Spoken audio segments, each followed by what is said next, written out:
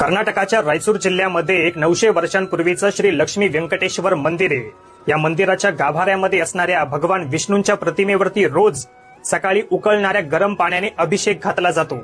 आता सायन्सनुसार जर आपण 1 लिटर पाण्याला 100 डिग्री तापमानापर्यंत गरम केलं तर त्या पाण्याला पुन्हा थंड होण्यासाठी जवळपास 2 तास लागतात।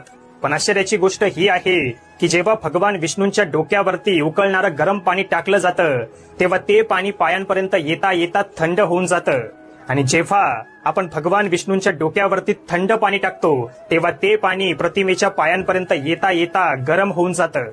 पण तिथेच आपण जर भगवान विष्णूंच्या बेंबीवरती किंवा पायांवरती डायरेक्ट पाणी टाकलं तर ते पाणी आहे त्या स्वरूपामध्ये वाहून जातं।